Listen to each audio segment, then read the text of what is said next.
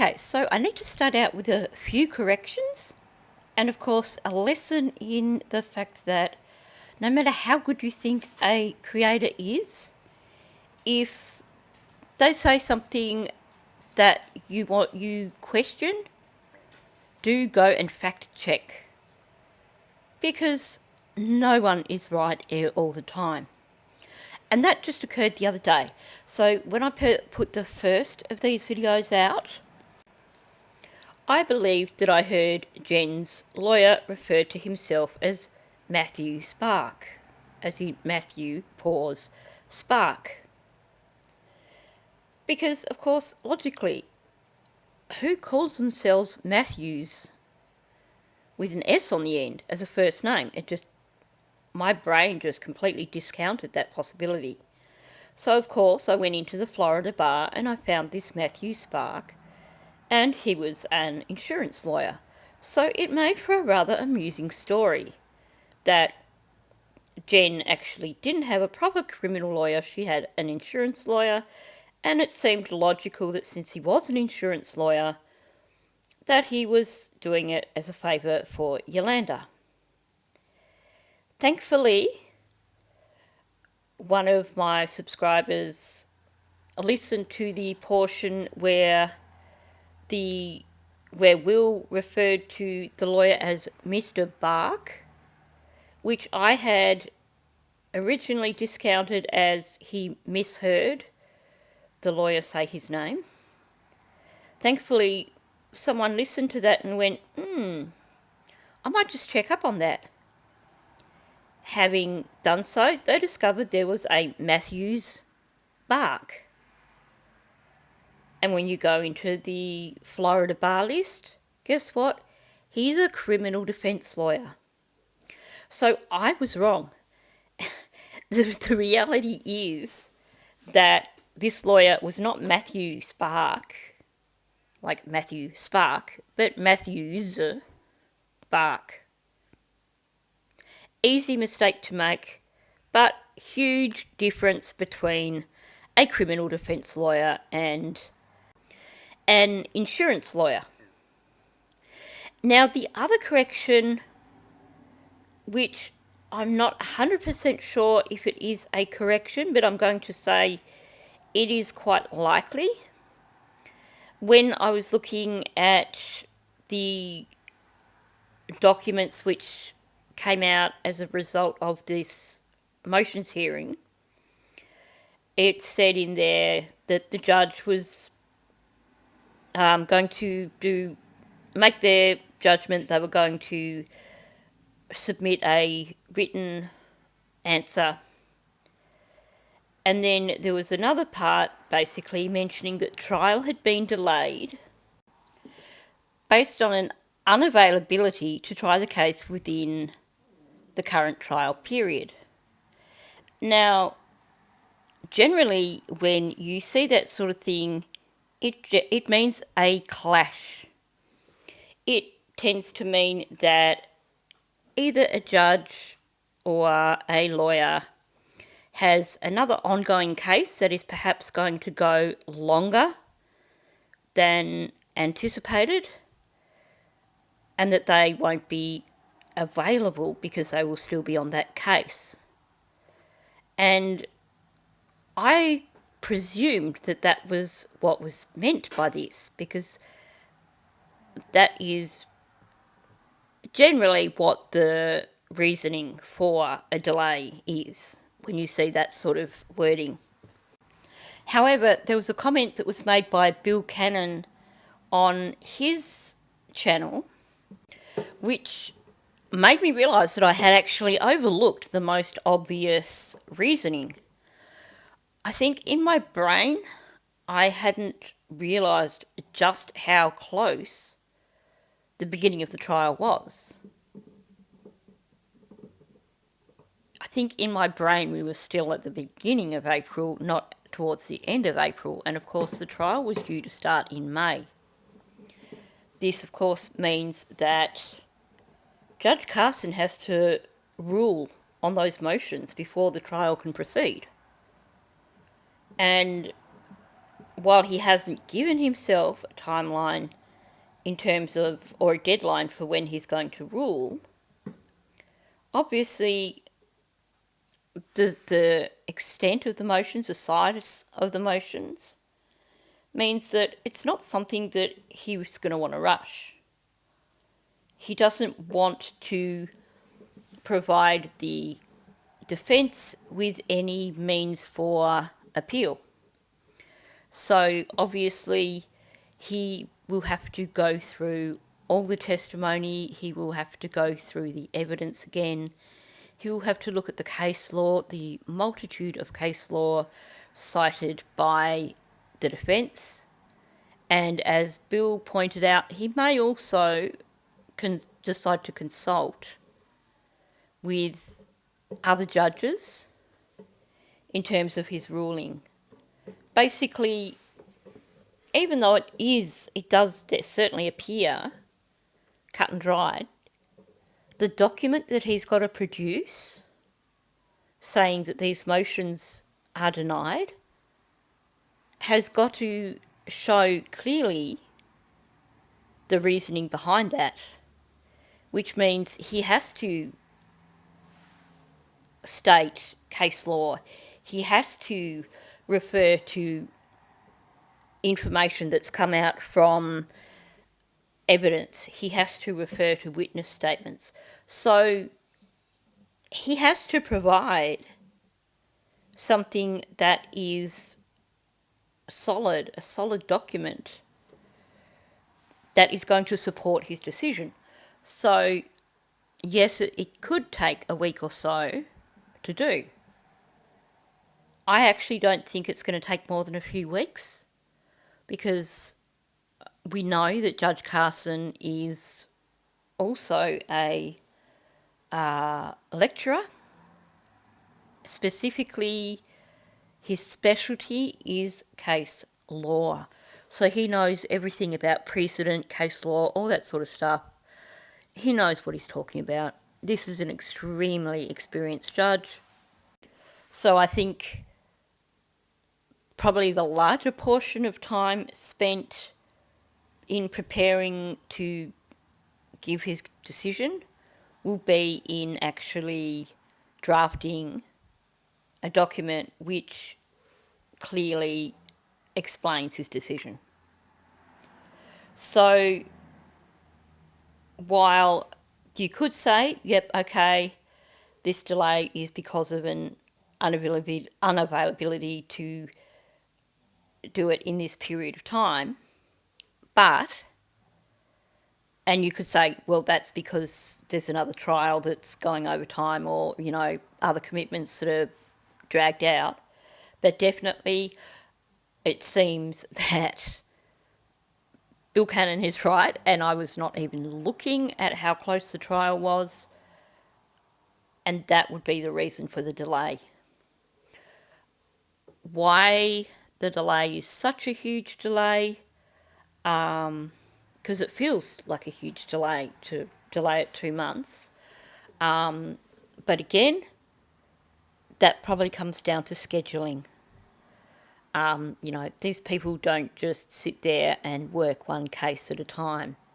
So it was probably a case of having to know exactly how long they were planning on putting aside to try the case, and to hear the case, etc. And also making sure that all parties were going to be available in that time frame. So that is probably the reason why it's been pushed back a whole 2 months, when I honestly don't believe it's going to take a huge amount of time for the decision to come out from the judge. Now, having said all that, I am going to say, if you've not actually watched the video that I put out where I was reviewing the video made by Bill Cannon discussing the motions, I highly recommend that you do go and watch it. Bill Cannon, if you are not aware, is a retired NYPD sergeant, and his role was basically as supervisor of the Detective Bureau. Basically, he was the person who had to make sure that all the detectives who were working within that particular bureau basically did their job right based on the law. He's also a retired criminology professor, and he had a guest on who is currently a criminology professor, is an attorney, and was also a sergeant with NYPD. So between them, they have this wealth of knowledge and experience, and they were able to really clarify all the issues from the detective side of things, looking at the legality of how things went down with Stefan's phone. And I just found it to be a really good video, great information, well explained. I mean, both these guys have been lecturers, so they know how to instruct, they know how to teach, and they explain themselves really well. So I do highly recommend that you check out my video based on their video, like my review and reaction to their video, because I think you will learn a lot from it, and it will give you a really clear picture of where things stand in terms of those motions. So I will provide the link for that for anyone who's missed it, so you can just go directly to it.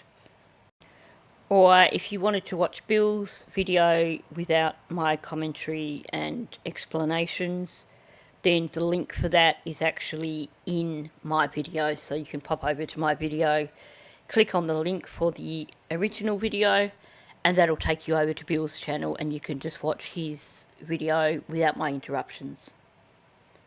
Okay, so on that note, let's get back to this derivative use interview. This is part 3, so if you missed parts 1 and 2, the link for those will be in the description for this video. How about her routine getting ready for school in the morning? What's that about?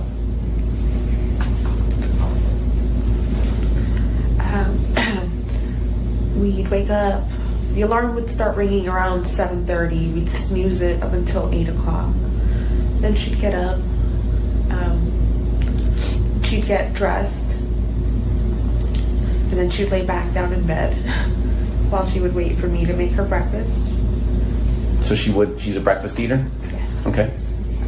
She'd have breakfast, then she would start, with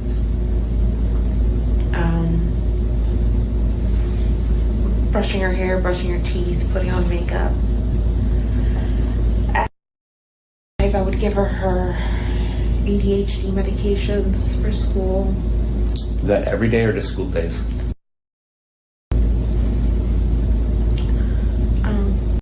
So there's quite a bit in what she just said there. The first thing she mentioned was that the alarm goes off at 7:30. Now, she didn't make it clear whether that was her alarm or Maddie's alarm. But here's an interesting thing. This is obviously a regular thing. School days, the alarm goes off at 7:30. Maddie's phone was turned off at 7:16 on that Monday morning, meaning that Stefan was probably anticipating that alarm going off and decided to preempt that and turn it off. We've not heard in any of the interviews Jen being asked if she heard the alarm go off. Just an observation. And of course, it would have been really interesting to have heard her answer in terms of did the alarm go off? Because of course, depending on how she chose to answer, it could have been another nail in her coffin. Now, we hear Jen go through Maddie's morning routine. We have the alarm go up at 7:30.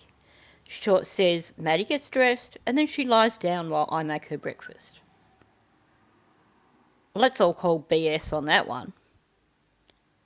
Maddie was just turned 13.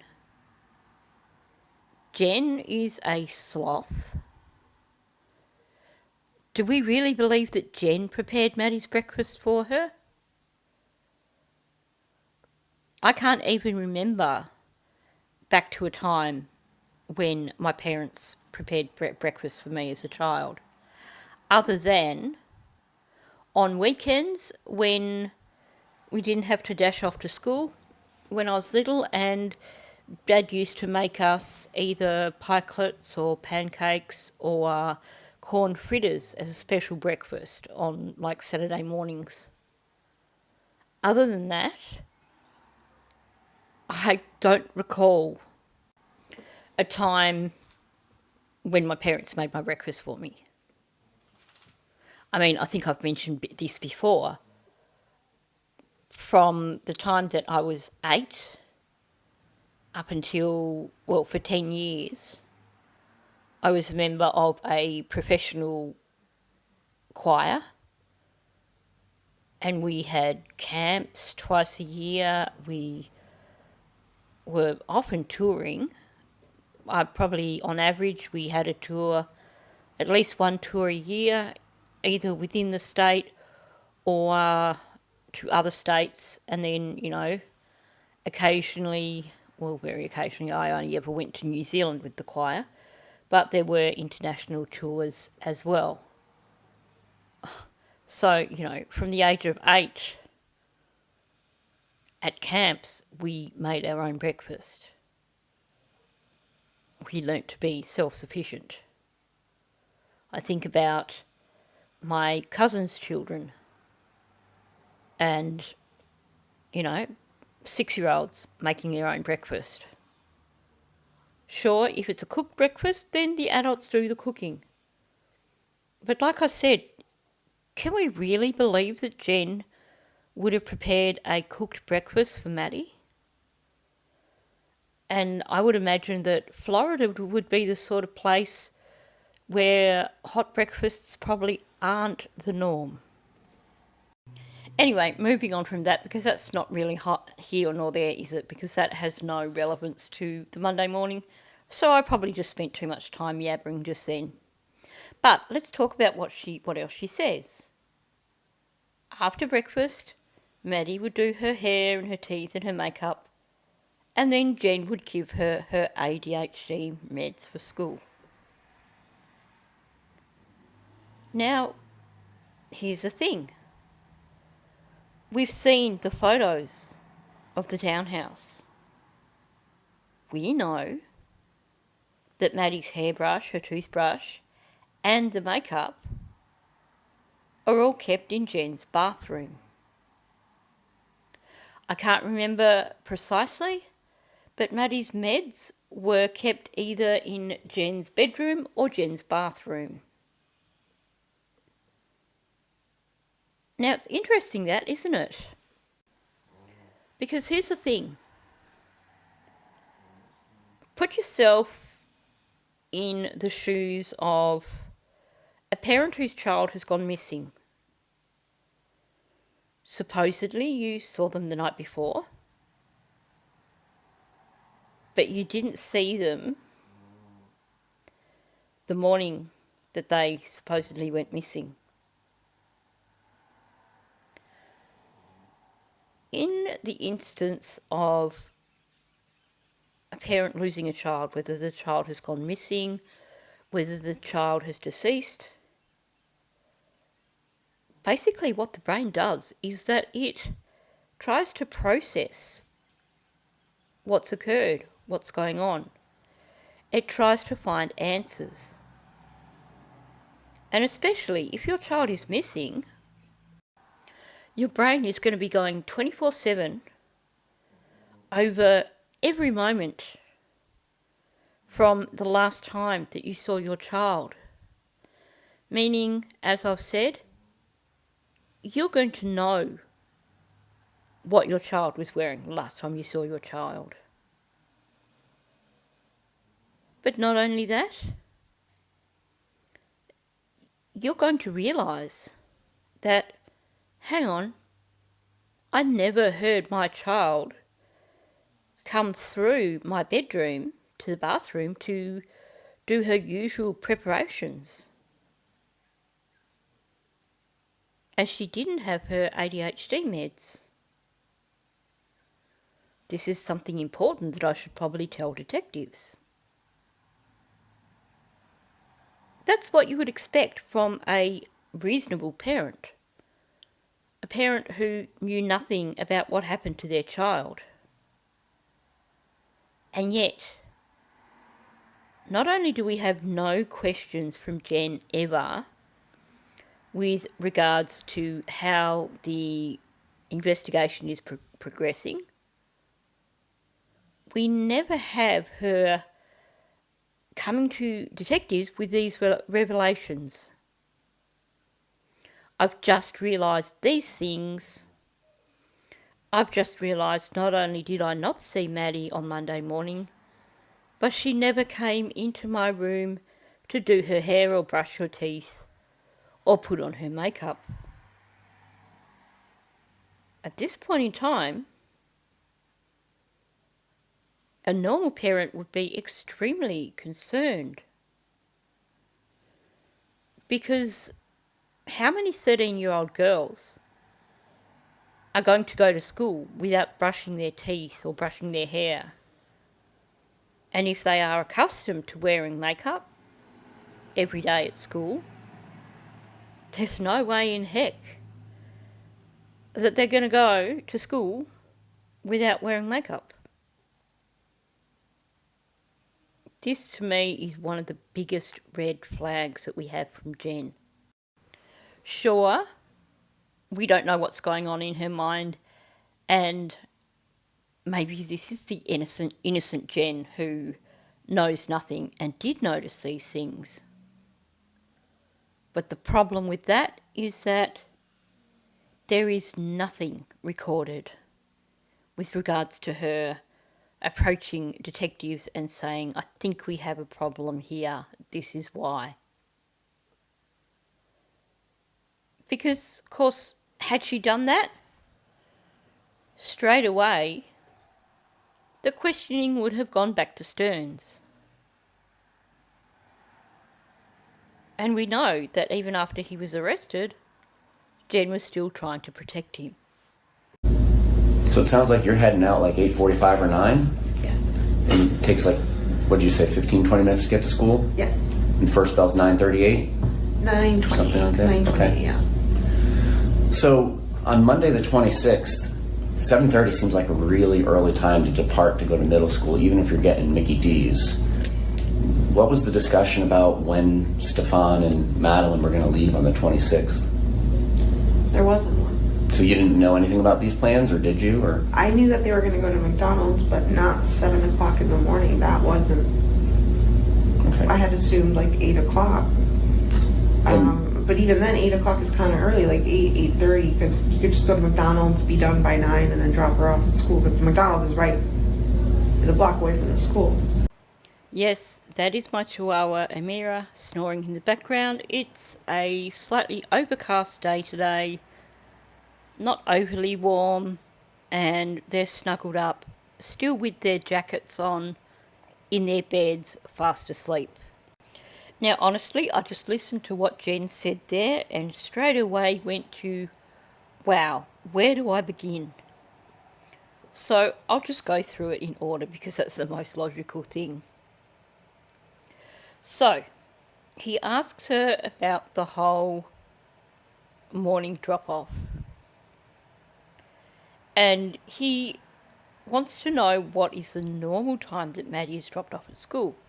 She says 8:45, 9 o'clock. What did she say? I think that's when she said she leaves to take Maddie to school. But essentially saying that at the earliest, Maddie's going to get to school at 9. So he points out to her that, especially based on that, 7:30 seems really, really early to be leaving. And he asks her, well, what was the discussion about that? And she says, well, there wasn't one. I knew they were going to go for Macca's, but I assumed that they would leave around 8. And then there's a pause, there's an and then she's like, but even then, 8 is kind of early. Like 8, 8:30, because you could just go to Macca's, be done by 9 and drop her off at school. So the first thing she's done there is basically shown that actually she never had considered anything in terms of an actual timeline for when they would have gone to Macca's. Because she comes out with 8 a.m. before she thinks about what she's saying. And then says, well, actually, even that's too early. Well, if you know that's too early, then clearly you didn't assume that that's the time that they would have left. Meaning that thought never crossed your mind. Well, surely if you'd have had this discussion about them going to Macca's the following morning while you were sitting around eating your pub sub and doing all those other millions of things that you were doing on the Sunday night, for starters, I would have expected part of the conversation to be around what time they would have needed to have left to include this Macca's trip. But even if it didn't, why would she ever assume that they needed to leave at 8 o'clock so that Maddie had 45 minutes to eat her breakfast? Like, hello? I will admit, there are some days for me when I wake up, the ADHD clicks in, and I might be looking at my phone while I'm having breakfast, or I might be just really taking my time eating breakfast because my brain's busy processing other things and not really focusing on the fact that I'm meant to be eating. But it doesn't take me 45 minutes to eat breakfast. Were they planning on buying every single breakfast item in the store and basically eating to the point where they exploded? So by trying to say she assumed they would leave at 8 and then correcting herself, essentially she's telling us that actually she never thought about what time they would have needed to leave to have made it to Macca's. Which to me says that her claim that there was this discussion about Maddie going to Macca's is complete utter BS. Or maybe the discussion occurred, but not in terms of her going, oh, Maddie, wouldn't it be nice to go have a nice Macca's special breakfast with Stefan tomorrow morning? More a case of, okay, Stefan, you need to get Maddie out of the house by 7:30.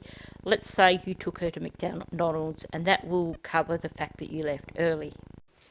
Okay, let's skip past that part where she doesn't know what time she thinks they should have got there, even though if a trip to Macca's genuinely was on the table, she should have known. And let's talk about what she said after that.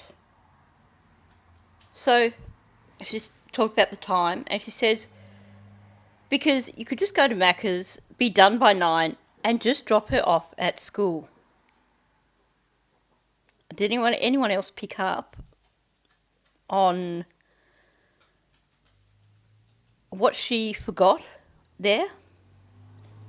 I'm pausing. I'm just taking my time to see if you can figure it out for yourselves. Well, see, here's the thing. In every other interview, Maddie didn't want to be dropped off at school by Stefan because his car was a hoopty. And now she's saying that, well, if you get to Macca's around 8:30ish, you'd be done by 9 and just drop her off at school. So the whole Maddie was too embarrassed to go in his car story has gone out the window. And she just reinforces that with McDonald's is right by the school. It's like a block away from the school. So essentially saying, you'd only have to drop her off another block and she'd be at school. Nothing like, well, she could have her Macca's and then walk to school from there to avoid being seen in his car. Or have her Macca's, be dropped off near the school with enough time to walk there and still be on time. But that's not what we get from Jen. Maddie could be done by 9 and be dropped off at school. So she's once again, without directly doing so, admitting that she lied. Admitting that the hoopty story was just one big lie. She's forgotten the part where Maddie supposedly didn't like to be dropped off at school by Stefan. Didn't like to be seen in Stefan's car. And I mean, let's be real. If Macca's was a block away from the school, and she was so embarrassed about being seen in Stefan's car, I would imagine there would be older kids who may be on their way to school, given the proximity, may actually stop at Macca's on the way. And I know I've said this before, but if Maddie was embarrassed about being seen in Stefan's car, wouldn't she want to avoid Macca's in case other kids saw her in Stefan's car? But that whole story has gone out the window. Jen's forgotten the part of the story where Maddie was embarrassed about Stefan's car.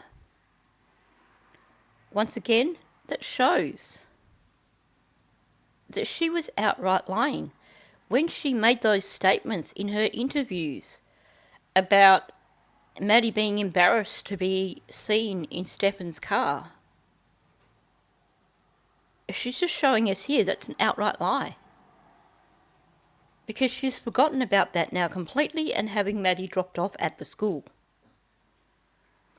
Now, if your daughter was missing and you were giving interviews with police to try and figure out what had happened to your daughter, where your daughter was, why would you lie to them and tell them that your daughter didn't like to be dropped off at school by this guy because she was embarrassed by his car? You wouldn't lie about it. You'd be questioning. You'd be saying, you know what, there's a few things here that I'm concerned about, and I think you should look at Stefan. Because Maddie never came into my room that morning. I never saw her come in and go through to the bathroom to brush her hair, do her teeth, put on her makeup. She never came and had her medication. And now he's claiming that he dropped her off some distance from the school. And this is the first time that he's ever dropped her off at school. And Maddie's never ever requested to be dropped off anywhere other than at the school. So I'm concerned as her mother, and I think you should start taking a close look at him. But we know that didn't happen. The lies just continue to stack up. So And Madeline's not driving, so she can eat while she's riding. yeah. So I And don't. she takes about an hour to get ready in the morning? Mm-hmm. Yes? Yes. So if they were leaving at 7:30, you'd think she'd have to get up at 6:30 to get ready and go through a routine, right? Yeah, that's extremely early. Now, obviously this question in terms of, well, it would take Maddie an hour to get ready, which means she would have to get up at 6:30, is to provide clarification with regards to Stefan's story, to prove the absurdity of his story. And Jen comes out with, yeah, that's extremely early. Well, why didn't she figure that out when Maddie was missing? Again, she's essentially, once again, admitting that she lied. Now, obviously, it's nothing that can be prosecuted. This is derivative immunity, meaning that her turning around and saying, actually, yeah, 6:30 is kind of early. Obviously, they can't turn around and prosecute her for that and say, why didn't you ever question this? But why didn't she question it? She basically was happy to go along with this story of Stefan leaving so early and Maddie sleeping in the car. And yet she never turned around and said, actually, I find the whole thing weird because Maddie probably wouldn't have gotten up at 6:30 because she's not a morning person. Because that's the accounts that we're hearing her here. She gets up, has breakfast, lies back down while I get her breakfast ready. So again, this is highlighting all the things that Jen never questioned. There was one point in time when, even if she thought that they left at 8 o'clock, that still means that Maddie got up at 7 o'clock. And yet she gives this account of having to snooze the alarm before Maddie would finally get up normally. And she's quite happy to accept the fact that, this particular morning Maddie got up earlier. And yet she didn't want Macca's. That's a complete contradiction. Because we all know teens. The thing that's going to motivate them to get up any earlier than they have to is if there was some sort of reward for doing so. Something that makes them go, I want to get up early because if I get up early, this is going to happen. So the motivation for Maddie getting up earlier than usual, for jumping out of bed and being really quick to get ready and making good time, would be excitement over going to have Macca's. And yet Stefan has this story, but she didn't want it. Jen's never once questioned this. Instead, she just kept blindly repeating Stefan's story. So, obviously, like I said, this is nothing that she could be prosecuted for, but to me, this is another one of those questionable things that makes me think she had to have known. Because otherwise, why did she not turn around at any point in time and say to detectives, this just doesn't fit. This is not Maddie. And is that what Stefan told you after these events unfolded was that they left early, like 7:30? What did he ever tell you?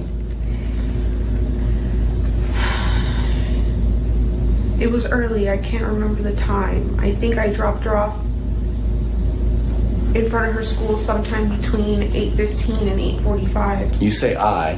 What do you mean by that? Did you drop her off that No, morning? I'm speaking, sorry. Okay. As what Stephen was telling me. Honestly, you know what comes to mind when I hear her do that channeling thing? It was early, we made good time. I think I dropped her off in front of school. But the way she was saying it sounded like someone who was in a trance. So I'm thinking now that not only is Jen a psychic, but she must be a medium capable of channeling living people. Because honestly, it was just so bizarre the way she was just reeling that off. To me, it sounds like someone reading a written narrative. It is not how you give a recount of how someone described events to you. It is just not natural. Which, as several people suggested, it sounds like they did sit down and write out what that morning story was going to be. And Jen has perhaps memorised it to the point where 6 weeks later, she's now reciting it as if she is Stephen Stearns. But she made another slip. And it was again the same slip. I think I dropped her off in front of her school.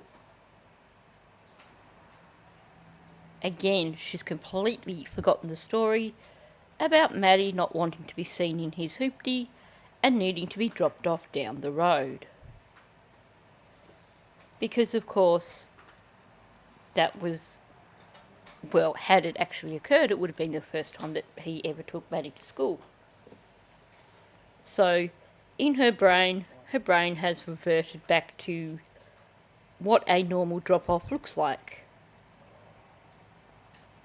And she's telling the story of Maddie being dropped off in front of school. Because, of course, the whole hoopty story is a load of BS. So once again, she's inadvertently admitting that the hoopty story was a lie. And basically, in which case, she was in on it. Stephen let me know that he dropped her off sometime between 8:15 and 8:45 on the road by the church close to her school. Mm-hmm. And I remember asking him, why so early? That's too early. School doesn't start until 9:30. Why did you drop her off that early? Oh, I don't know. We just left the house and made good time. I wasn't paying attention to the clock. So, having just been pulled up over this whole channeling thing that she was doing and speaking like she was Stephen, she reverted back to her well-rehearsed, memorised narrative. So then, after twice talking about Maddie being dropped off at the school or in front of the school, now that she's gone back to the good old, well-rehearsed, memorised, can't be forgotten because she's said it 20 million times, narrative, Maddie's being once again dropped off on the road by the church close to her school. Now, what I've noticed here is that where Jen in previous interviews has had to adapt the narrative because something got proven in between the first telling and the second telling, so she had to change it to basically compensate for that, make adjustments for the things that detectives have said, well, we know. So I may miss a version, but essentially, The stories we had from Jen in terms of when Maddie was dropped off was they left early to get Macca's. There was no explanation of what specific time Maddie was dropped off, why she was dropped off earlier. Another time, we still had they left early to get Macca's. They made good time. And he dropped her off some distance from the school because she wanted to meet her friends. She likes to go early to meet her friends. We also had the version of, oh, well, maybe she hung out by the church because she knew she was early. So she hung out there first before heading to school. We have all these different versions. Not once in the versions. Like I said, at one point she's saying Maddie wanted to get there early to see her friends, to catch up with her friends.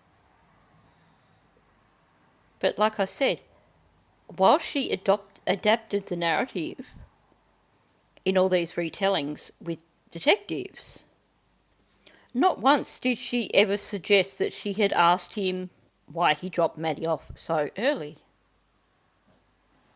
Previously, she was giving excuses for dropping Maddie off early. So she's, once again, it appears to me that she has lied in this derivative use interview by saying, I asked him, why did you drop her off so early? Because we've certainly not heard that from her at any point. In fact, when you look at the video interview and they asked her, why didn't you ask him anything? She's like, oh, well, because I trusted him. So she's just basically pulled this one out of thin air. This is nothing that was ever mentioned before this derivative use interview. She's trying to separate herself from Stefan and from what he did. She can't give a reasonable excuse now that they have a solid timeline and they know just how early he left the house. She can't give a reasonable excuse for that. So now she's suddenly Jen the observant, Jen the questioner, claiming that she asked him why so early. Sure you did, Jen. Because, you know what? Let's add it all up again. You've got all these things before they even leave the house that don't add up. You have him leaving the house really early and dropping her off really early. Supposedly you never ask questions about her not coming into your room of a morning. And now, apparently,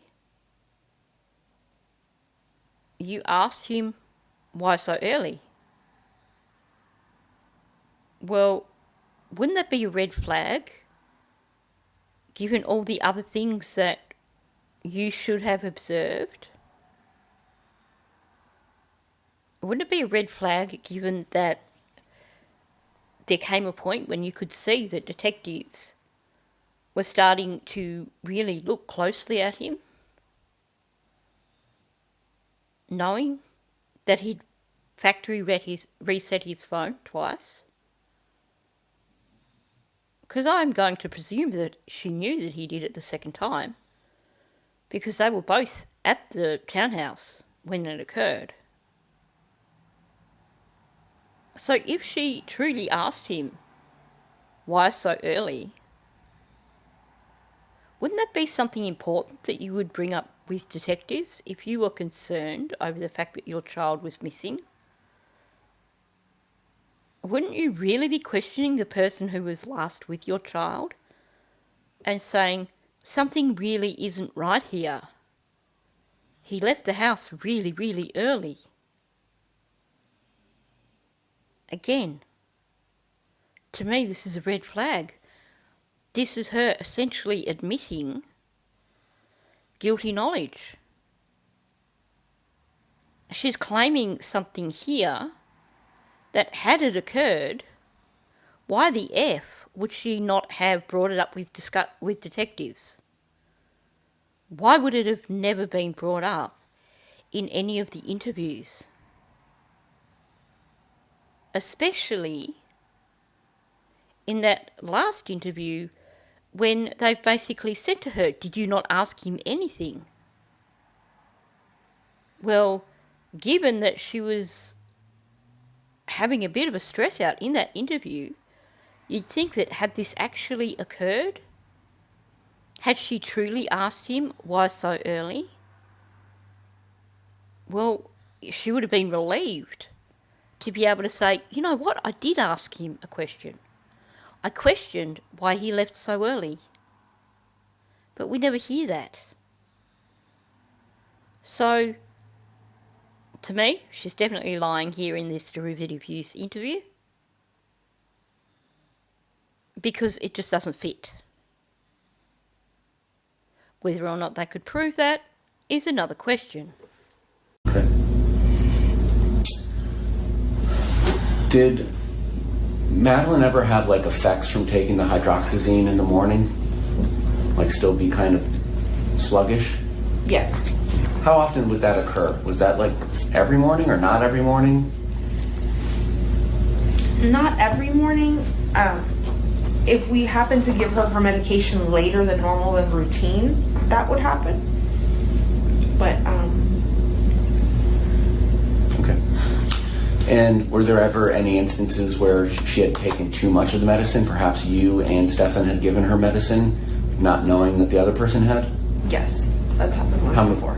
Just once or more? I want to say once. Okay. Were you taking medicinal marijuana in pill form at any point, or THC? Yes.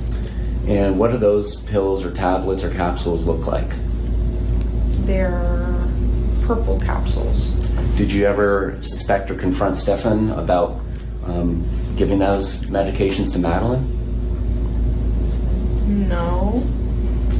So during this incident where Madeline had been double dosed with hydroxyzine, do you recall any conversation you had with Stefan and inquiring as to whether or not he had accidentally given her any of your THC?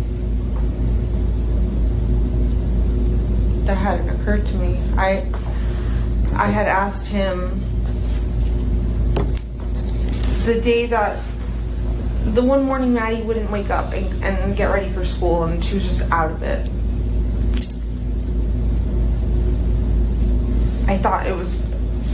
I assumed it was medication related. Okay. But I didn't realize, I'm like, did this one medication hit her too hard because we gave it to her late? I called poison control. Mm-hmm. I needed to see what would happen. Because at this point, I think I had gotten Stefan to admit that he gave her a second dose of the sleeping meds as well, because he thought I had given it to her in the first place. Okay. But that was with hydroxyzine. I didn't know anything about THC, the marijuana. I'm just asking you. Again, here's another one that takes a lot of unpacking. So we get the comment from Jen that Maddie is sluggish if she's had her meds later than normal, which straight away brings up the question of why did she then supposedly accept this story of Maddie being sleepy in the car on the Monday morning if in her mind Maddie had her medications at 8:30 at night? Because she's admitting here that Maddie was only going to be like that had she had her medications late. Well, Jen would know, supposedly, if Maddie had had her meds after 10:30, and she seemed quite confident in telling detectives no, she had them when she got home. So again, we have something that doesn't fit Maddie's day-to-day routine that Jen simply accepted. And I know that's been said before. I mean, seriously, how many kids are going to sleep on their way to school if they've just gotten out of bed? But Jen is basically admitting here by saying, yes, she's sluggish if she has her meds later than normal. Then the flip side of that is when she has her meds at the normal time, she's not sluggish of a morning. She copes quite fine in the morning.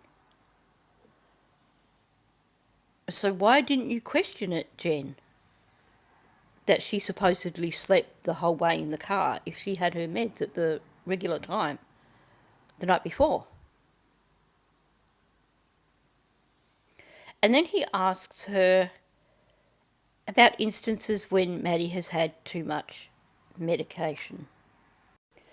And he specifically asks her, had there been times when maybe her and Stefan had both given Maddie medication at the same time? And she claims that it was once. I want to say once. Now, I've said this in previous videos that I gather that it is a common term that is used in some circles in Florida. I want to say this. And see, many of you have got an advantage over me in that you are bilingual and also speak Spanish. In Australia, you don't get a lot of bilingual people. Not unless they are migrants. But someone actually made a point in one of their comments, and I can't remember the actual Spanish that was the equivalent, but there is a Spanish equivalent for I want to say. So that made me think, okay, well, this is probably one of those regular Spanish phrases that is part of regular Spanish speech that has been essentially, in Jen's mind, translated into English and become a normal part of her English use. I'm thinking that is perhaps what is happening here.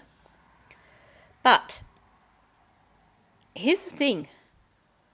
Regardless of whether or not it is just a quirk in like Spanish language that's been translated into English, or whether it is some sort of English phrase that is popular in Florida, in this instance, her saying, I want to say once,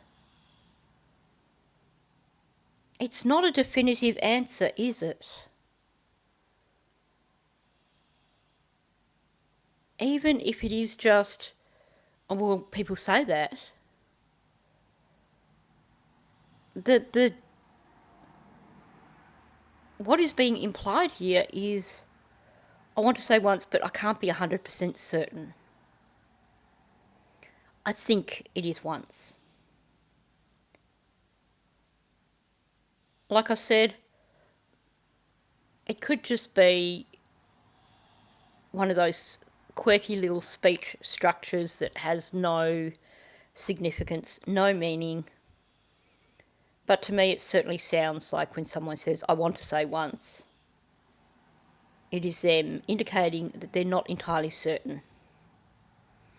And we know when Jen indicates that she's not entirely certain, that she's probably being untruthful, and there were more than one occasions. And I'll come back to that in a little while. So then he asks her about her medicinal Mary Jane, which I find really interesting. And the first time I heard this, my thoughts immediately went to, there's something in the toxicology results. And then we got those comments from Stefan in the phone calls. I can't remember what they are offhand, but when he's talking about Maddie's autopsy, and there's some sort of reference about there is something there. I can't remember. Sorry, but definitely something in what Stefan was saying that made me think there's definitely something curious in the toxicology with regards to medications. And this is a very, very specific question to be asking Jen about her capsules.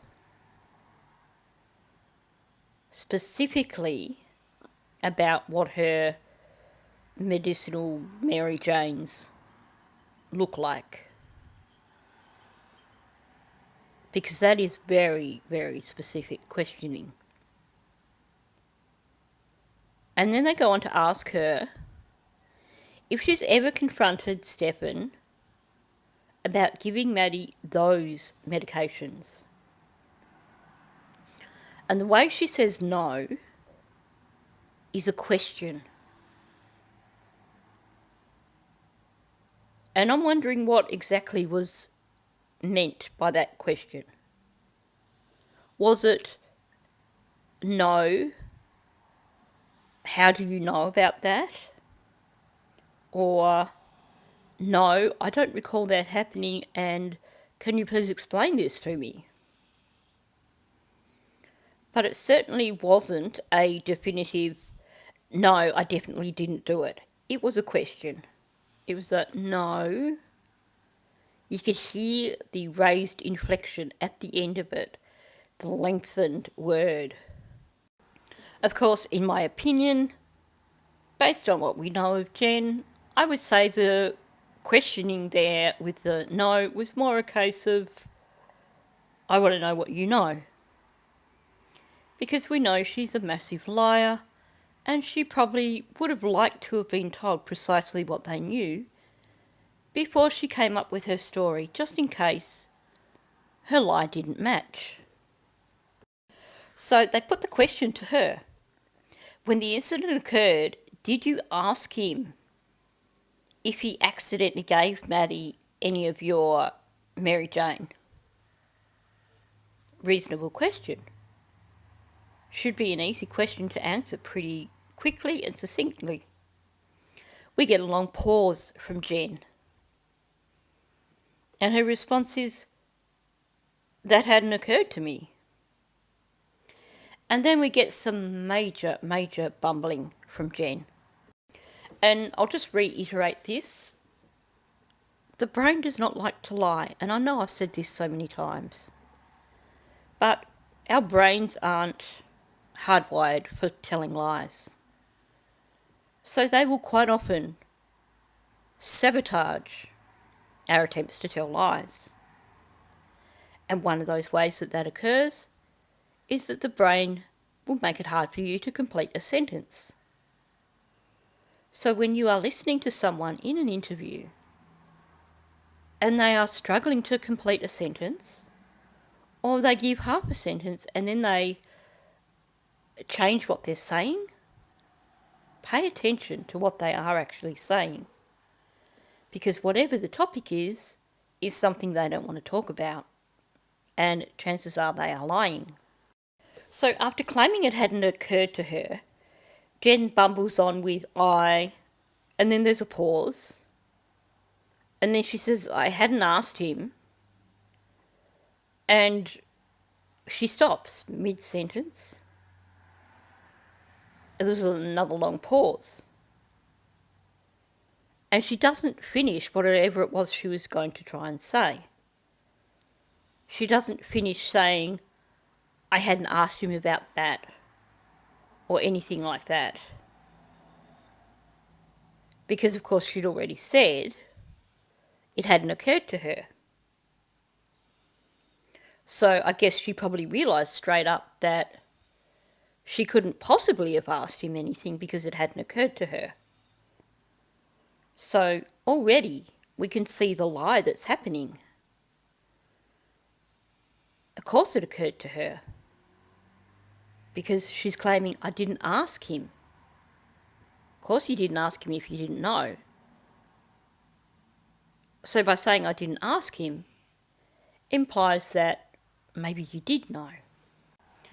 Because, I mean, essentially it's a given. If you didn't know, of course you didn't ask him. So she redirects. Instead of trying to finish the sentence, she throws in a redirect and goes to the day that, and she still can't finish her sentence. She's really struggling here to figure out what to say. Something about this must incriminate her, if you ask me. Because then she carries on with the one morning that Maddie wouldn't wake up. The one morning, Jen. To me, that's a red flag. That tells me that there were definitely more instances when Maddie didn't wake up, when Maddie had been over-medicated, let's say. Because basically the topic has already been established. Was there ever a time when this occurred? And she's claiming this occurred once. When you start saying the one morning, that means you are introducing the topic. She didn't say that morning or the morning. She says the one morning. The one morning out of several. The one morning that I'm going to tell you about. I could introduce a topic and say the one morning that I got up and decided I didn't want to make breakfast, I decided to ring DoorDash instead. I'm introducing the topic, so I would use the one morning. Her specifically saying the one morning to me says that there definitely were more than one instance when this occurred. Anyway, she carries on to go, she would get ready for school, she was just out of it. And then you get another long pause. I thought it was, and she stops again. Whatever it was that she thought it was, she doesn't say. Because she has to start a sentence. And this time, she changes it to, I assumed it was medication related. I wonder what she was originally going to say. I thought it was. I know it is very similar to saying I assumed, but saying I thought it was something is far more concrete than saying I assumed. If you say I thought it was something, to me that's more a case of I thought it was this because of something I know. But also, like I said, why start saying I thought it was and then stop and change your sentence to I assumed it was medication related? There's definitely so much more to this story. And my thoughts are that basically there must have been multiple instances when Maddie wouldn't wake up. When Maddie was, let's say, over-medicated. Anyway, she still bumbles on. But I didn't I'm like, did this one medication hit her too hard because we gave it to her too late? So she, once again, failure to launch. She couldn't figure out what she was going to say here. Trying to come up with a story that's not going to make Jen look guilty. I think she was nearly going to say, I didn't realise that he'd given her the MJ. But again, that would almost be like admitting that she knew that it occurred. So instead she switches to wondering if it hit her too hard because they gave it to her too late. That's really interesting wording, because giving someone or having your medication later doesn't affect how hard it hits you. It just affects what time your medication wears off. So, had she had it later, it wasn't going to hit her harder. It was just going to wear off later. So I think there's a little bit of guilty leakage there. Something that Maddie was given hit her harder than expected, harder than other medications that have been used. I'd like to know what the real story is there, but it certainly didn't hit her harder because it was given to her too late. Essentially, she's admitting here, again, Maddie was given something other than hydroxyzine. And then she goes on to talking about calling poison control.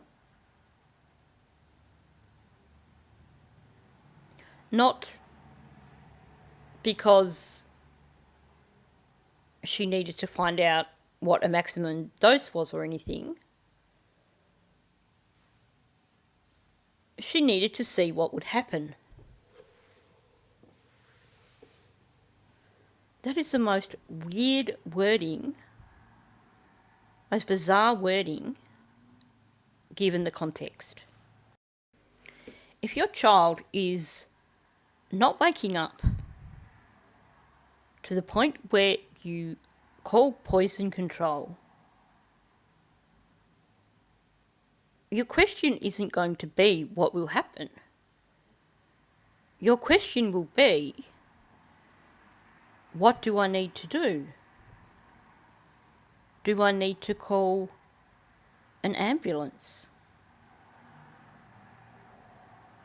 Is this too much medication for my child? Not what will happen. It's just so bizarre. And I just wonder what the intention was there. Why did she need to know what would happen? Of course you need to know what would happen in terms of, is my child going to stop breathing? But that's not the question you're going to be asking. That's not your immediate concern. Your immediate concern isn't what would happen. Your immediate concern is, oh my gosh, this is occurring. What should I do? What would happen implies a passive role in dealing with this situation. You want to sit there and watch to see what's going to happen? You're not going to do that. I mean, I know this is different, but the other day when Mouse, my pup, got sick, I rang the vet and I described all the symptoms. Like, we've got some fantastic vet nurses at that clinic. And she was going back and forth speaking to the senior vet. And, figuring out a path of action.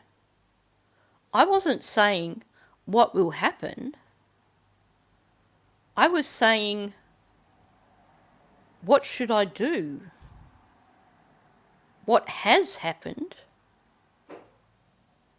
Can you get him in and see him now? Why would I ask what will happen? Because you know what? At the time, I was terrified. I didn't know if he'd got something outside and been poisoned. So it wasn't something that I would have wanted a direct answer to. My brain wouldn't have gone to what will happen. My brain was going to, oh my gosh, we need to deal with this now. I'm terrified. I need reassurance. I need to know what I can do, and I need to know when you can see my pup.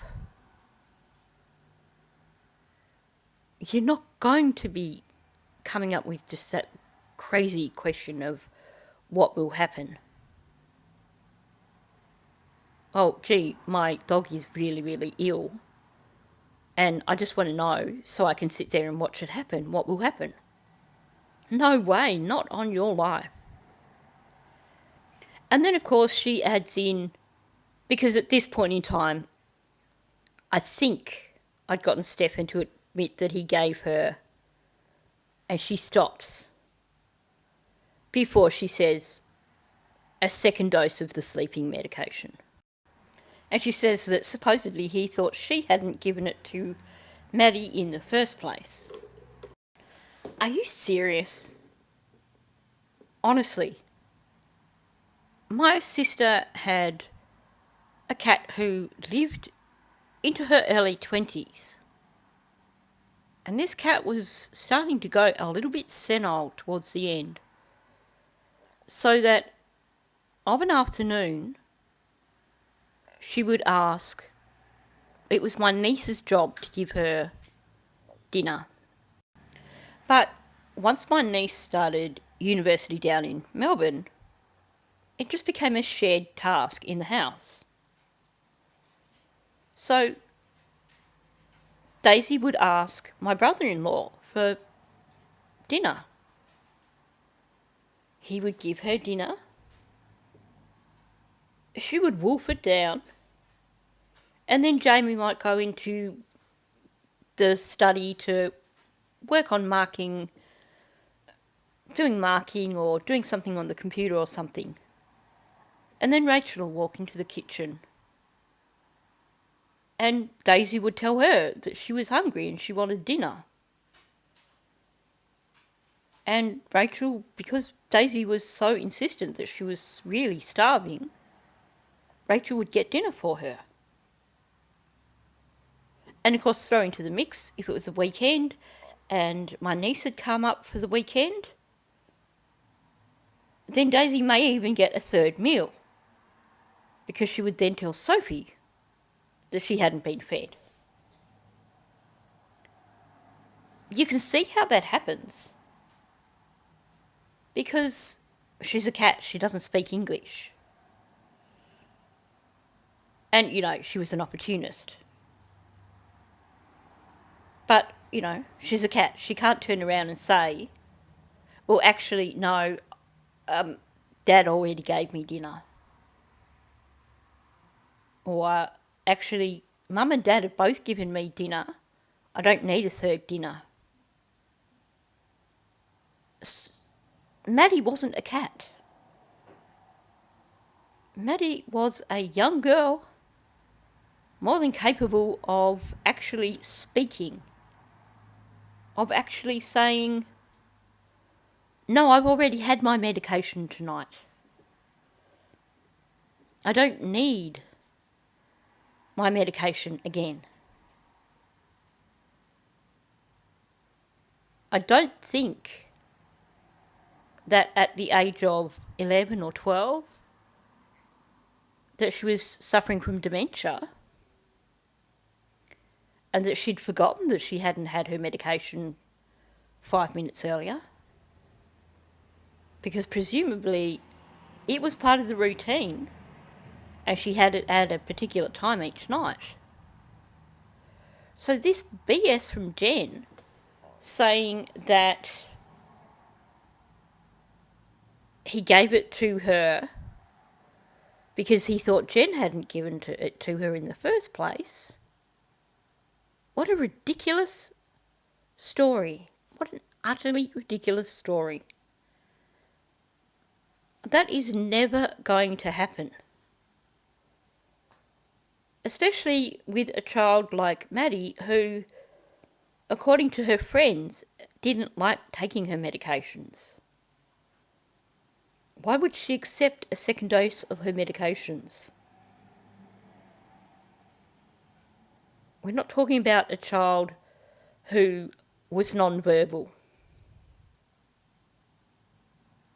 This is a normal child who could quite easily convey, "I've had my medication, thank you, I don't need it." So this is a complete and utter lie. And then she feels the need to clarify that. But that was with hydroxyzine. I didn't know about THC or Mary Jane. So now she's actually introducing an additional form of MJ. Or is she just trying to clarify? The conversation up until that point had always referred to her THC. But now she says, "I didn't know about the THC or Mary Jane." Do you mean like Mary Jane in vape form? In some other form other than those tablets? Is she admitting something more here? I don't know. But to me, the way she's said all this absolutely reeks. It reeks of deception, and it reeks of guilty knowledge. I really cannot see it in any other way. She was finding it so hard to spit out one single sentence. And it took her forever to actually sort of answer the question that was asked of her. Did you ever confront him about it? And even then, when she said about that, she said, "I think I had got him to admit that he gave her a second dose." He had the long pause in between "gave her" and a second dose. And she's not actually certain of the fact that she confronted him. She only thinks she did. Which, we've listened to enough of Jen's interviews to know that when Jen says, "I think something," that's when you turn on the big neon sign that says, "lie." So she's just made up this entire story to cover something, and I'd really like to know what it is that she was trying not to say at this point in time. I'm asking if you remember having that conversation, because there is a conversation on your phone about you were relaying that Madeline said that she suspected that it was different bigger pills, and you relayed that to Stefan and had a conversation with him. And if you don't remember it because it was a year ago, that's fine. My next question is... Okay, I just want to point out first what he did here in terms of the questioning. He brought up this thing of the different pills, and then he quickly changed the topic after Jen has essentially said she couldn't remember that. There's more to this that he does not want to discuss with her in this derivative use interview.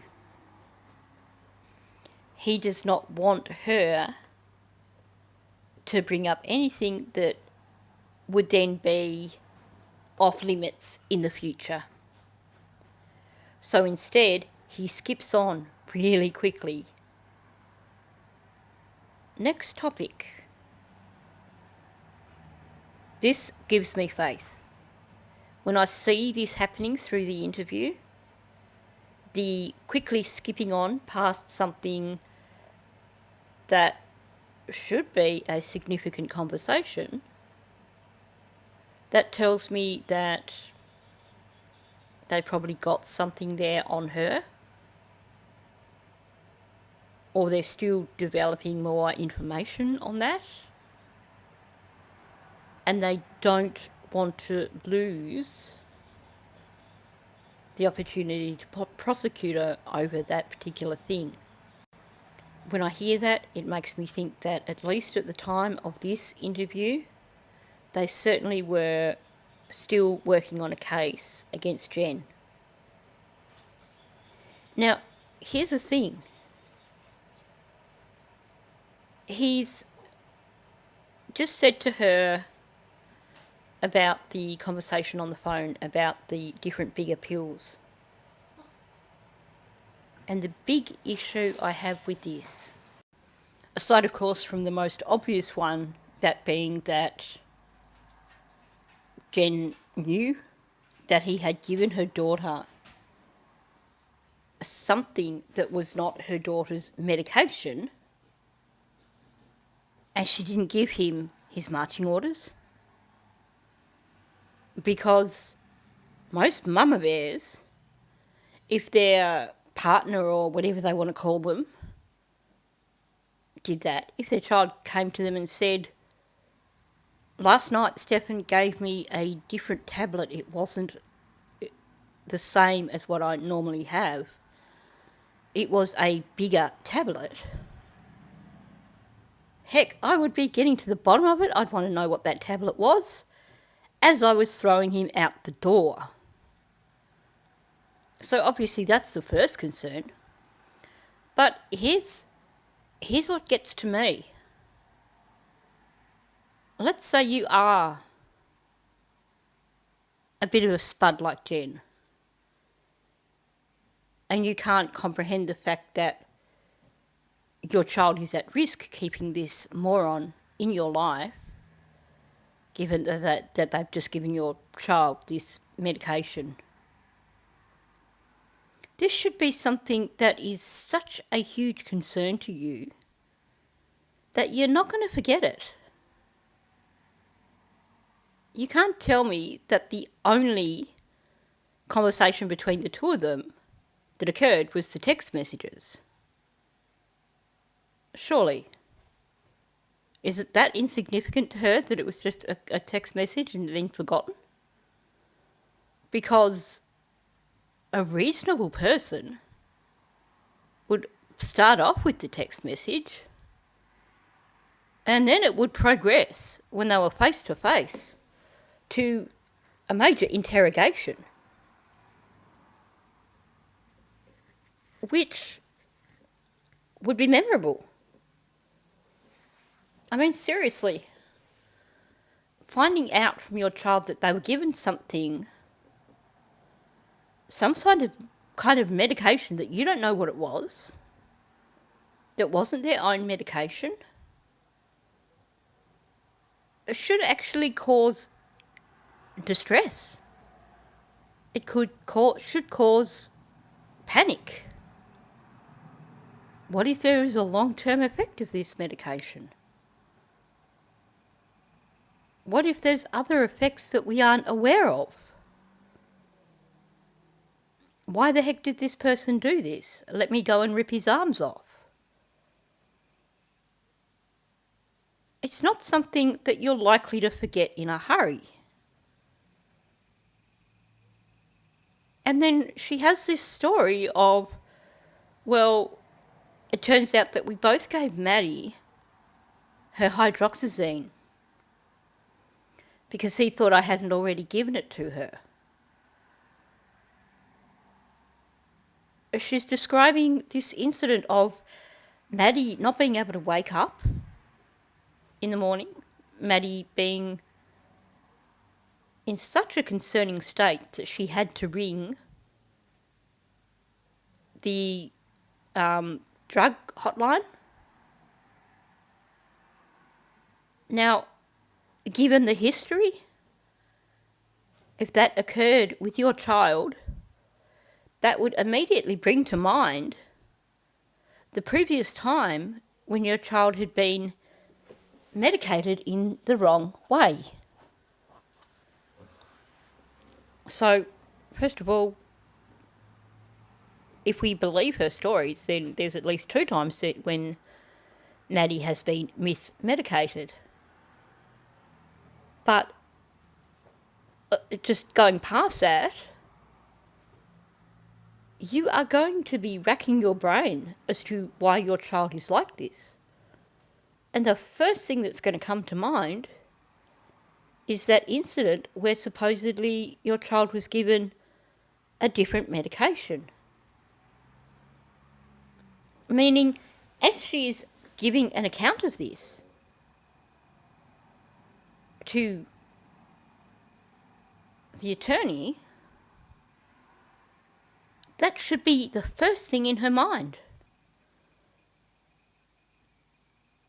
It shouldn't be something that's forgotten, because the 2 things should be, there should be an association there. One thing is going to bring up the other thing in your mind. So she is definitely lying here. I don't know what the full story is here, but to me, this says that she knows that he was giving Maddie something more than just Maddie's hydroxyzine.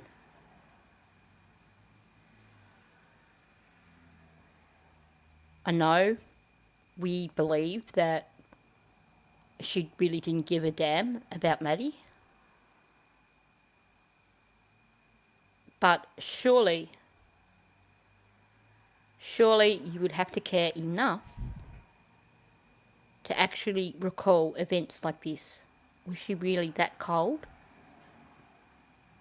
Did she really, really hate Maddie that much that she just would instantly forget the fact that he gave her daughter some kind of medication that wasn't her regular medication?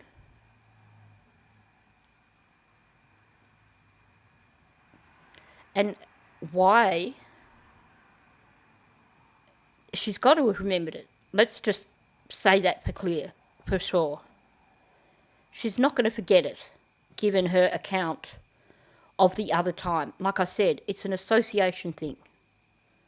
If your child is having some sort of reaction and you think it's medication related, then it's going to bring to mind that past event. So why did she not bring this up here in this interview? If it is not something that makes her look guilty of something. If it's a situation of Stefan did this, we spoke it out, he assured me it wasn't going to happen again, whatever, that sort of thing. Why the need to hide it here in this interview? Unless there's more to it that is going to incriminate her. There's definitely more to the story here, and it involves Jen. And I think that's why we see a sharp U-turn and change of direction in the questioning. You have 2 female roommates? Yes. And one of them has a child, a son that sleeps part-time over there? Yes. And so my understanding is they're kind of, it's like a I don't know what to call it, like a bed and breakfast. There's numbers on the doors upstairs. Yeah, I don't know. I just, to make it easier for the roommates, I just labeled each bedroom. So they're in 2 and 3. Yes. All right. Now, bedroom number 4. At one point, you told the police that your sister was staying with you, and that's why the sleeping arrangements were as they were. Was your sister ever staying with you, or did I misunderstand what you said? No, my sister wasn't staying with me. Okay. So let me ask you this. At what point did Madeline's bedroom kind of become the living room? When did that setup start? I think as soon as a few months into us moving back into that townhouse. And when would that have been?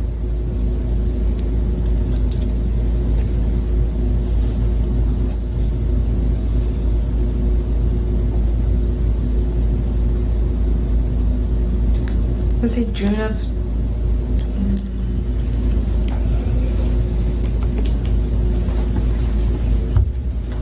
sometime in 2022, but I'm not sure when. Okay. It's my understanding that it's December of 2022 that you and Stefan kind of break up, Yes. but he still remains in the townhome. Yes. Now, I'm trying to wrap my head around this part of the timeline. So, we know that at some point in time, one took off in his van to do a bit of road tripping. We know that the townhouse went on the market in 2020, which to me made me think that that's when he was going to head off. I thought the idea was that he was selling it because he wanted to do his road trip. So why did it take until June of 22 for Jen to move back into that townhouse? They were down south at like Port Charlotte or whatever it was called until November of 2020. So she claims that she then moved in with Yolanda. Did she live with Yolanda for 18 months?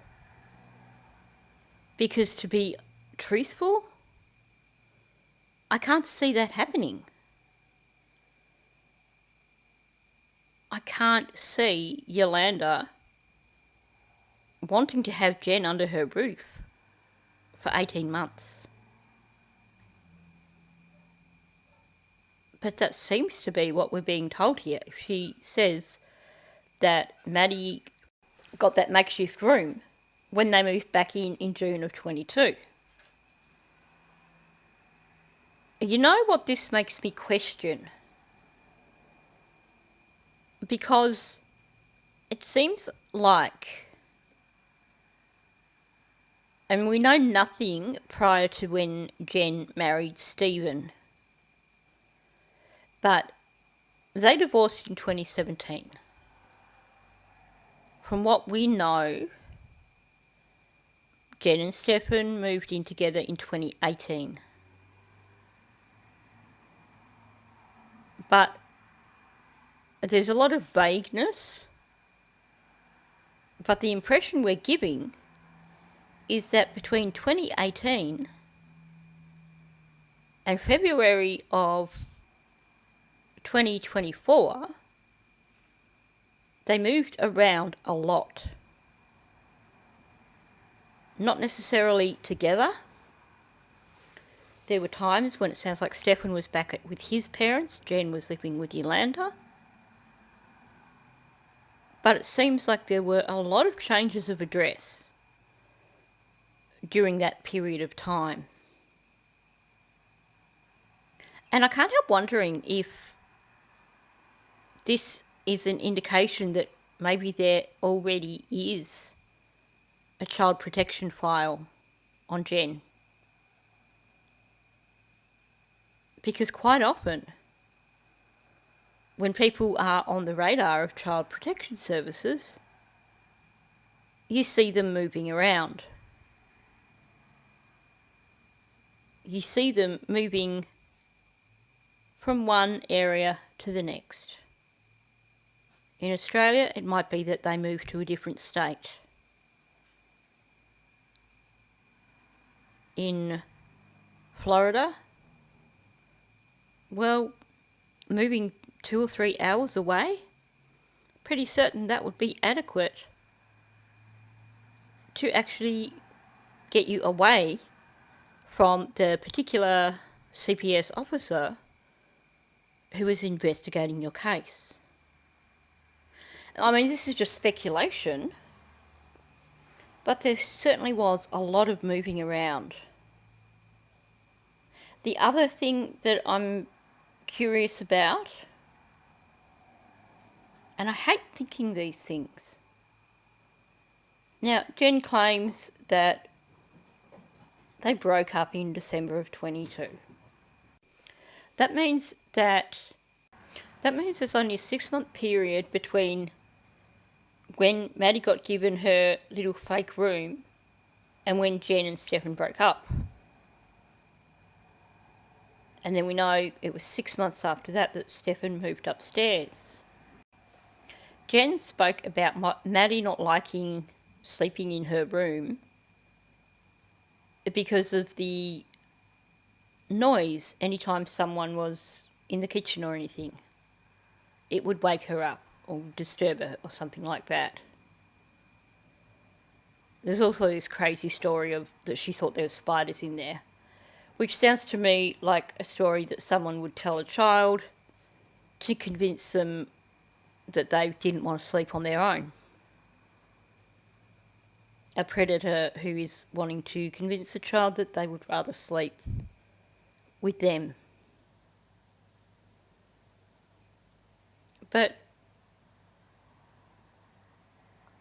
I mean, we know that there were a heck of a lot of images that occurred in Maddie's makeshift room. Is it possible that the reason that Stefan did eventually move up to room 4, given that him and Jen were broken up for 6 months before that, is it possible that there just wasn't enough privacy for him, and I hate saying this, but in using Maddie's little room? And so the arrangement was for him to move upstairs for better privacy. I don't want to go further down that rabbit hole, but just it's interesting thinking of the timeline. Why is that?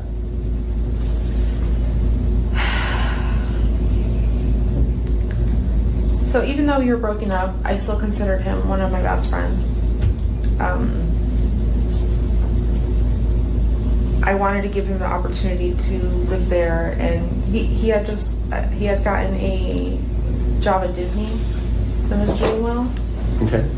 And I didn't want him to continue to lose that because he had been struggling for a long time to get a job or do anything because his own mental health issues. Okay. So I just wanted to give him a chance to do something, be something. So Did he pay rent? yes. How much rent did he pay? $600 a month. All right. I'm sorry. Careful.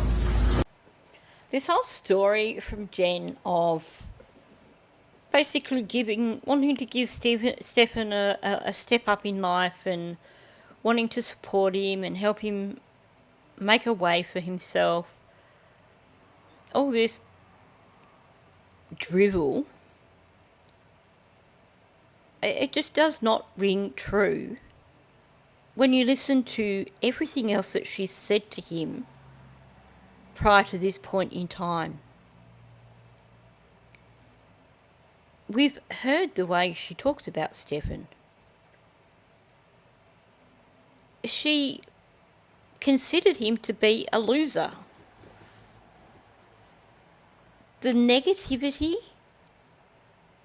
that you hear from her every time she talks about Stefan is essentially saying, I believe this guy is a loser who is incapable of getting ahead in life. So now she's spouting all this stuff like she believes it, like, by giving him a room upstairs rather than throwing him out, it was going to allow him a chance to keep his job at Disney and make a life for himself. Because Jen is such a caring, compassionate person that it was something that was so important to her to help this poor man make a life for himself. This is complete utter BS. Jen is a narcissistic sociopath. We know that she protects Stefan, but at the same time, she has made it pretty damn clear that she feels a heck of a lot of disdain for this guy as well. He's not in the same class as her, if you listen to the way she talks. She considers him to be a slob, someone who makes a mess, someone who's really got no direction in life.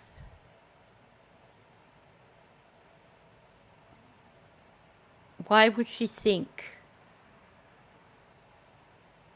that suddenly everything's going to change for him? She wouldn't.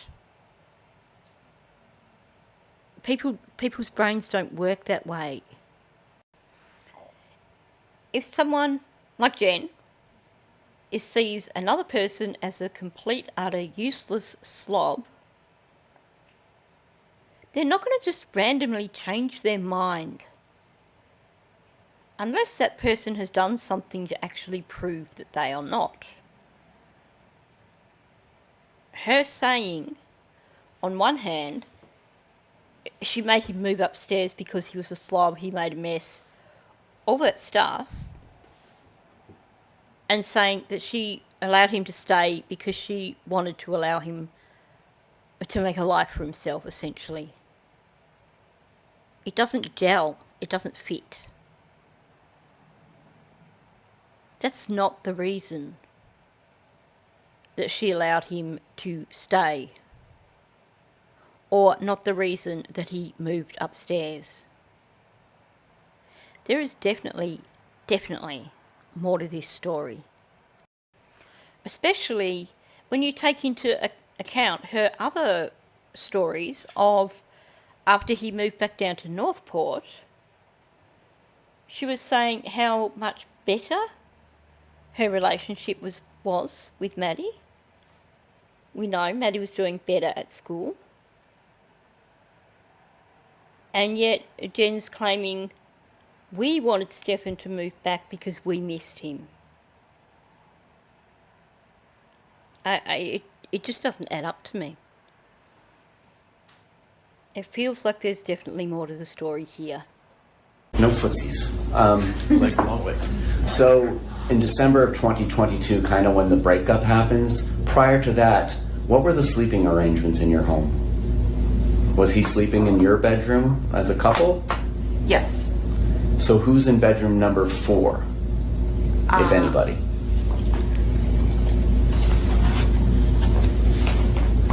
I think that room remained empty for a while. For a little bit, there was another roommate there, but it remained empty for the most part. And were your female roommates already there in 2 and 3? Yes. Why doesn't Madeline have that bedroom 4? I wanted her to have bedroom 4, but my dad really wanted rent. That whole unit that I live in is owned by my father. Okay. So let me ask you this. Do you pay your father anything to live there, or does he just handle collecting the rent from your rentees, lessees, whatever they are? I pay him rent as well. Okay. What do you pay for the rent? My portion of the rent was $400 a month. All right. And what do the 2 female roommates pay?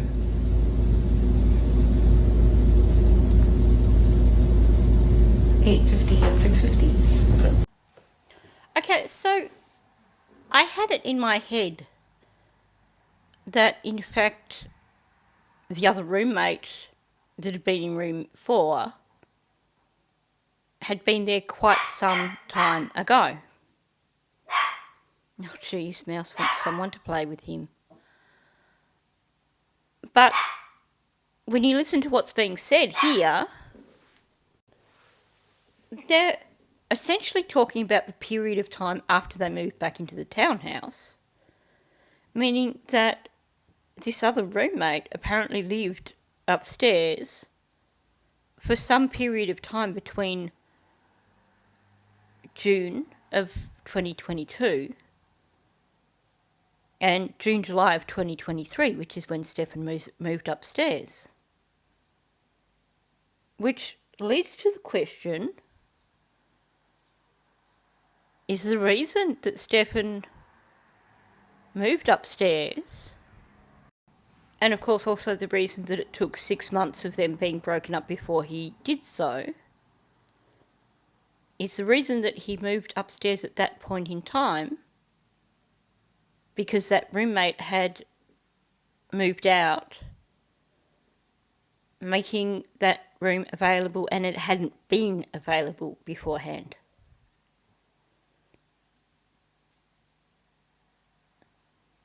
She's saying it remained empty for a while. There's nothing specific given in terms of how long was a while. Was it empty for a month? Was it empty for a week?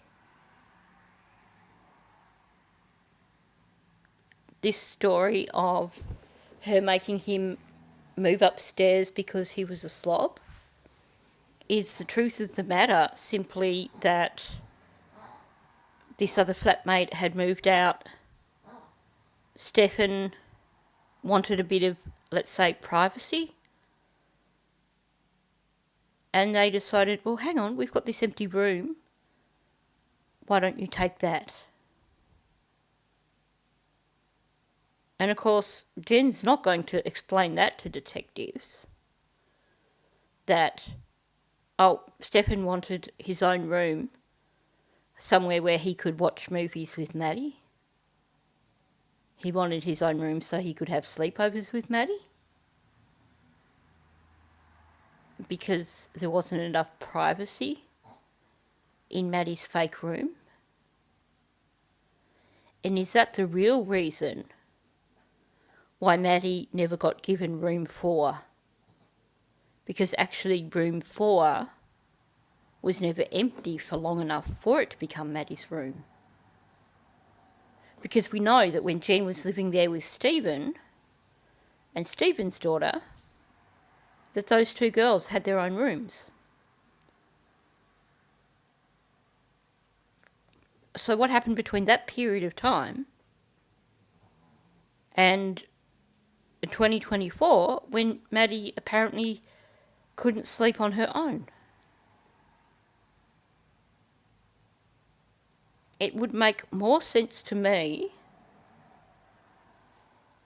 that Maddie didn't have room 4 because basically once another roommate moved out, they orchestrated for Stefan to move upstairs,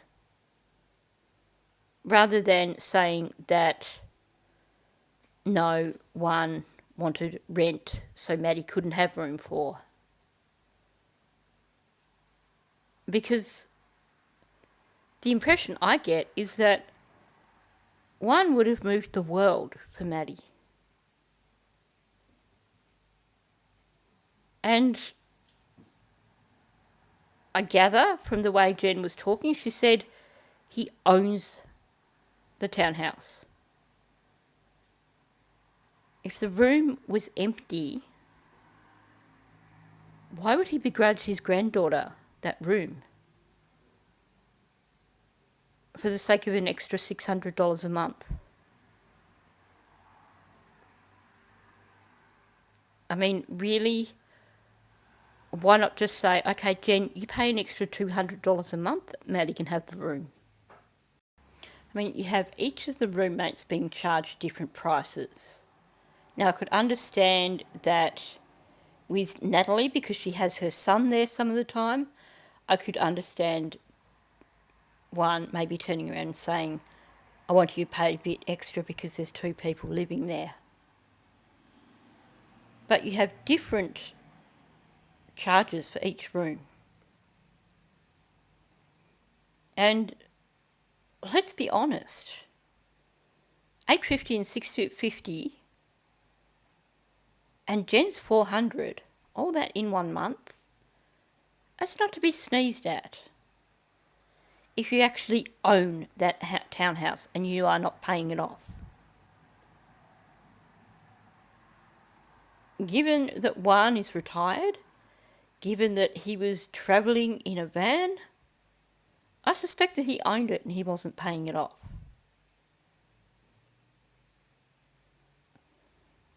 So I'm just really...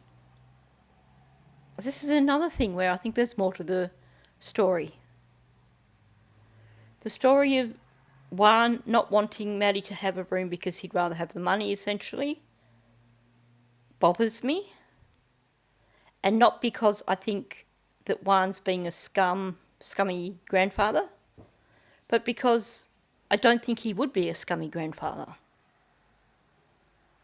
And now it sounds like Jen is pretty much saying that in the 12 months before Stefan moved upstairs, during part of that period of time, there was an upstairs flatmate. Which does lead me to question, was it just a situation of them waiting for this flatmate to move out so he could move upstairs and have a bit of privacy? And is that why Maddie didn't get that room? Is the truth of the matter that the priority was given to basically allowing Stefan to have that room rather than letting Maddie have her own bedroom? Prior to Madeline having her own bedroom set up in the living room, where was she sleeping in that townhome?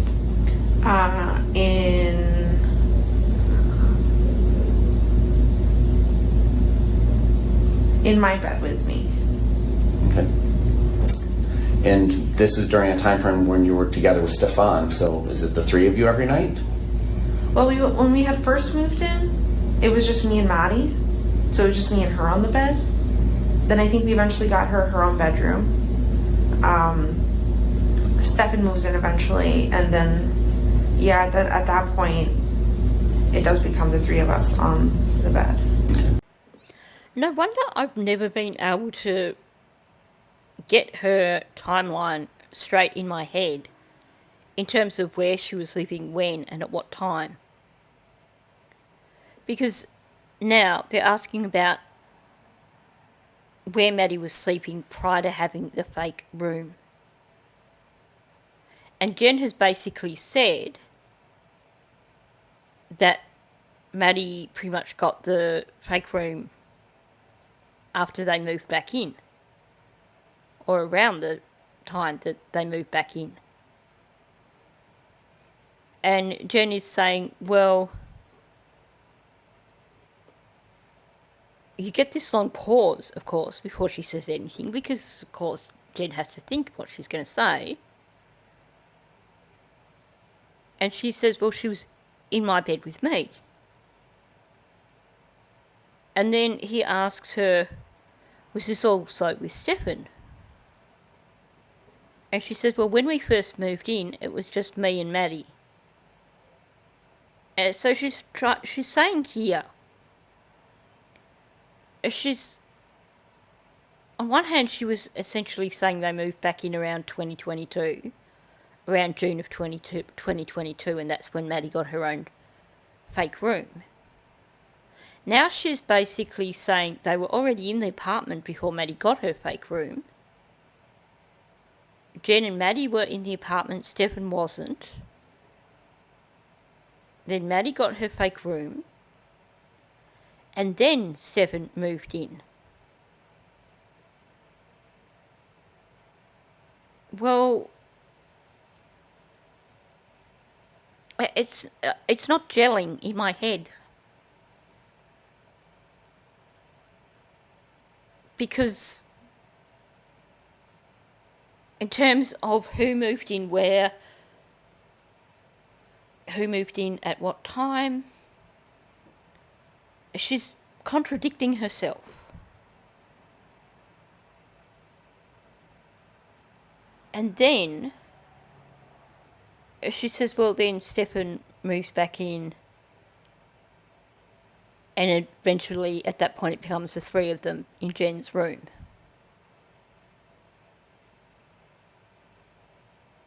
So she also says that essentially her and Stefan broke up in December of 2022, and then he moved upstairs 6 months later. So did they break up pretty much straight after he moved in? Like within a 6-month period of time?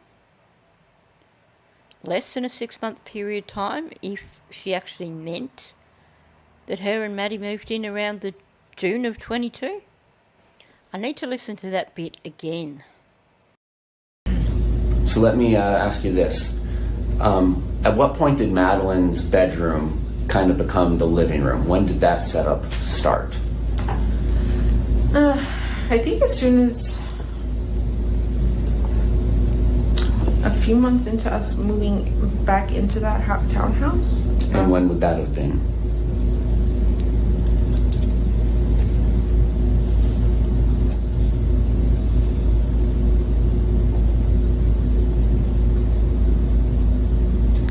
Let's say June of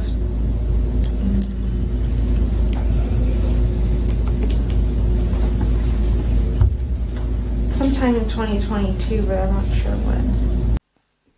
Okay, well, if she can't figure it out in her head, I don't think I can figure it out in my head. When did Maddie get her own room? As soon as a few months into us moving back in. When did that happen? Or June or sometime in 2022. She can't even come up with a straight answer for that. She's got no idea. So it's not hugely important. I think we just have to accept that either Jen really is a complete utter imbecile and can't actually figure out anything, or she's not going to come out and tell the truth in terms of who was in what room, when, where and why.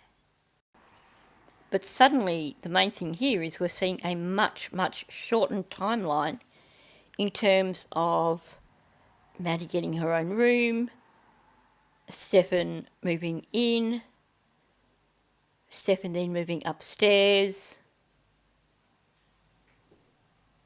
You see where I'm going with this, don't you? Like, we know that there were a lot of images in Maddie's makeshift room.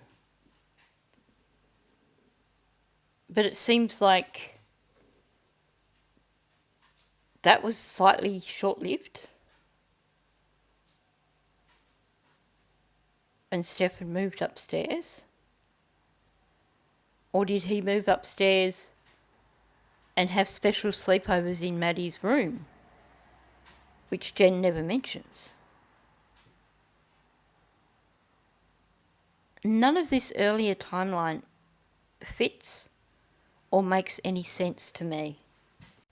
I think at some point in time it's something that needs to be set out in a mind map. But honestly, this whole timeline of where Jen lived, when Stefan lived with her, when Stefan lived upstairs, when Maddie had her own room, it's really vague. So Madeline's 12 and she has her own bedroom. And how often is she sleeping in her own bed alone? Hardly. She doesn't like sleeping alone. And she doesn't like the living room. It's too big, too quiet.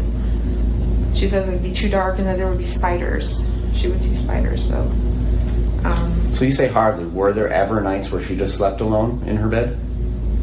Or is it 100%? Because there's a difference between hardly ever and 100% to me. If she ever slept on that bed, it was like once. Okay. Why can't this woman ever give a straight answer? And why can't she give consistent answers?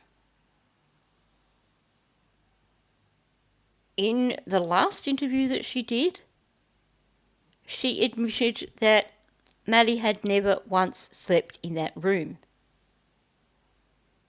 And now she's being asked about it again. And her response is, well, she hardly ever slept there. She didn't like to sleep alone. It was dark. There were spiders. And so he asked her, were there ever nights that she slept there? And instead of a yes or a no, we get, if she ever slept there, or if she ever slept on that bed, it was like once. If this occurred, it was probably only ever once that occurred. If this occurred. Well, wouldn't you know? Wouldn't you have some idea? It's such a non-committal answer. And to me, it actually makes it sound like no, Maddie definitely never slept on that bed.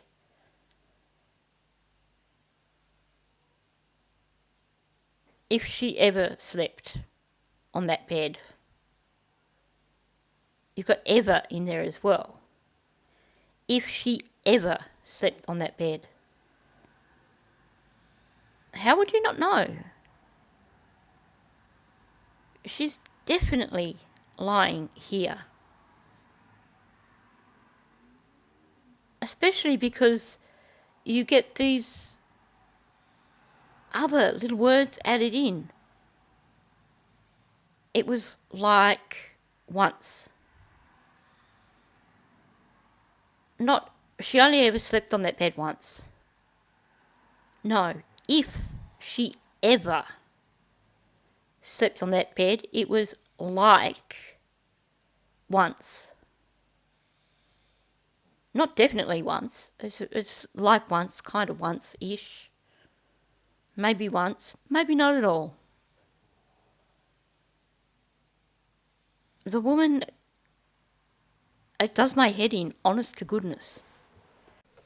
Okay, so if you've made it this far, you probably deserve a medal. Because I realise that most of this video has been me talking. I think I've done even more yabbering on than usual in this video. So I apologise if I've perhaps yabbered on a bit too much today. Hopefully there's been enough worthwhile things in what I've said to make it worth your time. If not, I apologise profusely. Now, I'm going to leave it at that point because we're over 2 hours, and to be quite honest, I had a late start to the day with this, and I've just kind of reached the point where, once again, I've had enough of Jen Soto for today. I must admit, I also think my brain is a little bit tired from trying to figure out what the heck Jen has been going on about in this part of the interview. Because it seems like there's been contradictions, there's been lies, there's been a lot of things that just don't add up. So I think I need to give my brain a break and come back to this fresh tomorrow. So on that note, thank you for listening. If you're new to my channel, please subscribe. I don't always yabber on as much as I did today. I'll just assure you of that right now. Or maybe I do, maybe I just don't notice. But yeah, if you are new to my channel, please subscribe. And of course, all the usual stuff, please hit the like button and please leave a comment below. I love reading your comments. I know I'm not keeping up so well at the moment, but I try.